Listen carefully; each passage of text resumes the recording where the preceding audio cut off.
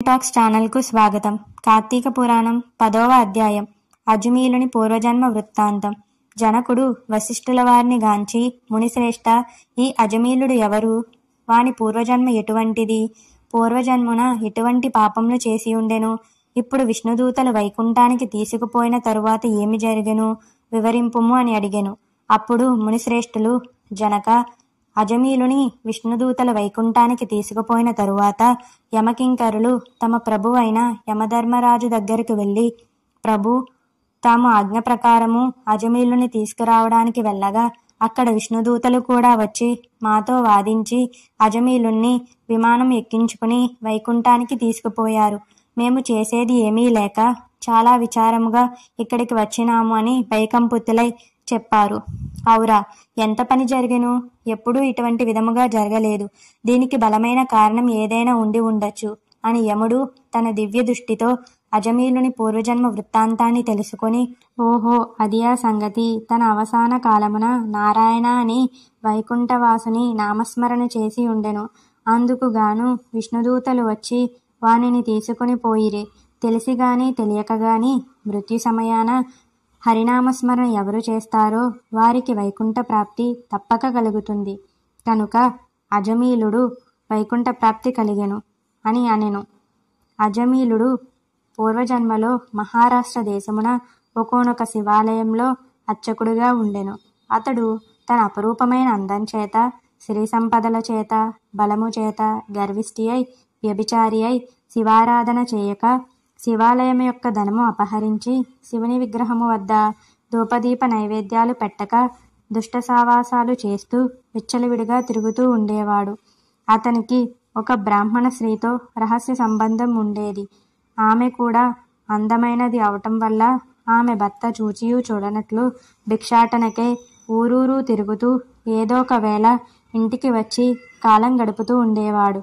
ఒకనాడు పొరుగురికి వెళ్ళి యాచన చేసి పెద్ద మూటతో బియ్యము, కూరగాయలు నెత్తిని పెట్టుకుని వచ్చి అలసిపోయి, నాకు ఈ రోజు ఆకలి ఎక్కువగా ఉన్నది, త్వరగా వంట చేసి పెట్టుము అని భార్యను అడిగెను. ఆమె చేదరించుకొని నిర్లక్ష్యం చేసి తను కాళ్ళు కడుక్కోవడానికి నీళ్లు కూడా ఇవ్వకుండా ఉండెను. అప్పుడు తనకి కోపం వచ్చి భార్యను మూలమున ఉన్న కర్రతో బాధించెను. అప్పుడు ఆమె భర్త చేతి నుండి కర్ర లాగుకుని భర్తను రెండింతలు కొట్టి బయటకు తోసి తలుపులు మూసివేసును. అతడు చేసేదేమీ లేక భార్యపై విసుగు చెంది ఇంటి ముఖము చూడకూడదు అనుకొని దేశాటనకు వెళ్ళిపోయెను.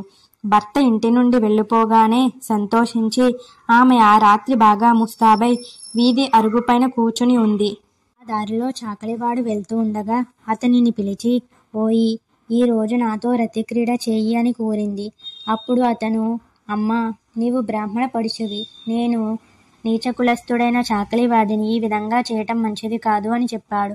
అప్పుడు ఆ చాకలివాని అమాయక తత్వానికి లోలోన నవ్వుకొని అచటి నుండి బయలుదేరి ఆ గ్రామ శివార్చకుని దగ్గరకు వెళ్ళి కామవాంఛ తీర్చుకొని రాత్రి అంతా అక్కడే గడిపి మరునాడు ఉదయమే ఇంటికి వచ్చి, అయ్యో, నేనెంత మహాపాపమును చేశాను, అగ్నిసాక్షిగా పెళ్లి చేసుకున్న భర్తను ఇంటి నుండి వెళ్ళగొట్టి కామవాంఛకు లోనై మహాపాపాన్ని చేశాను అని పశ్చాత్తాపడింది.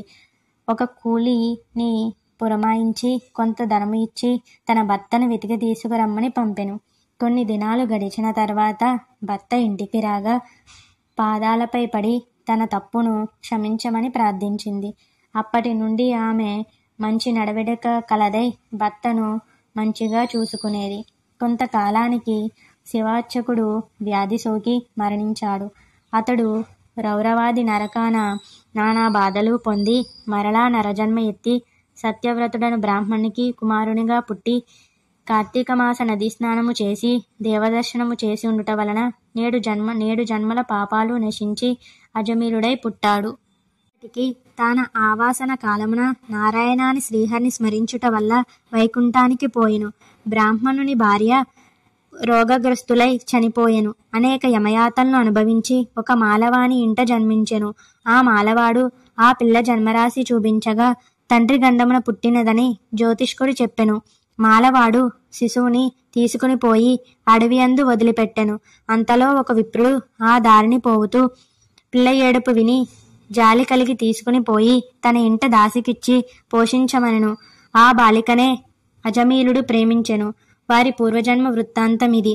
నిర్మలమైన మనస్సుతో శ్రీహరిని ధ్యానించుట, దానధర్మాలు, శ్రీహరి కథను ఆలకించుట, కార్తీక స్నాన ప్రభావములు వలన ఎటువంటి వారైనా మోక్షాన్ని పొందుతారు.